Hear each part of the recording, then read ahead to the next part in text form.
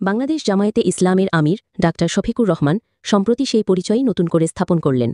গুরুতর অসুস্থ অবস্থায় হাসপাতালের বিছানায় থেকেও তিনি যে সিদ্ধান্ত নিলেন তা দেশ ও দেশের মানুষের প্রতি তার গভীর ভালোবাসার এক মর্মস্পর্শী দলিল হয়ে থাকবে। জানা গেছে, ডাক্তার শফিকুর রহমান এক জটিল শারীরিক অসুস্থতায় ভুগছেন এবং চিকিৎসকদের পরামর্শে তার ওপেন হার্ট সার্জারি অত্যাসন্ন। এমন এক সংকটময় মুহূর্তে যে কোনো পরিবারের মতোই তার পরিবারও চেয়েছে সবচেয়ে সেরা চিকিৎসাটুকু নিশ্চিত করতে।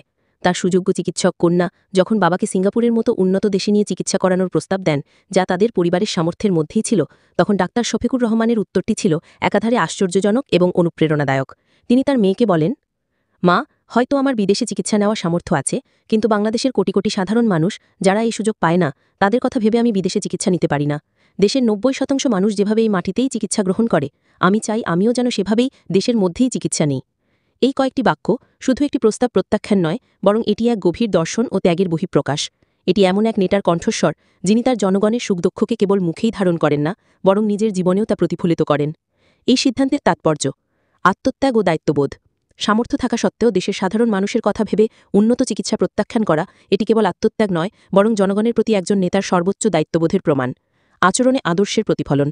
তিনি দেখিয়েছেন যে নেতৃত্ব শুধু কথায় নয়, কাজে এবং আচরণে প্রমাণ করতে হয়। দেশের চিকিৎসা ব্যবস্থার উপর আস্থা রেখে তিনি নিজেই তার অংশ হয়েছেন। জনগণের সাথে একাত্মতা। এই সিদ্ধান্তের মাধ্যমে তিনি নিজেকে দেশের সাধারণ মানুষের কাতারে নামিয়ে এনেছেন। তিনি বুঝিয়ে দিয়েছেন যে তিনি সেই নেতা যিনি জনগণের বাস্তবতা থেকে বিচ্ছিন্ন নন, বরং তাদের জীবনের অংশ।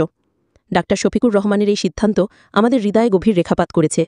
এটি আমাদের মনে করিয়ে দেয় যে সত্যিকারের নেতা তিনি, যিনি ক্ষমতা বা সুযোগের চূড়ায় বসেও মাটির মানুষের কথা ভোলেন না। আমরা মহান আল্লাহর কাছে তার দ্রুত আরোগ্য ও সুস্থতা কামনা করি। তিনি যেন আরও শক্তি ও প্রেরণা নিয়ে আমাদের মাঝে ফিরে আসেন এবং আলোর প্রতীক হয়ে জাতিকে পথ দেখান।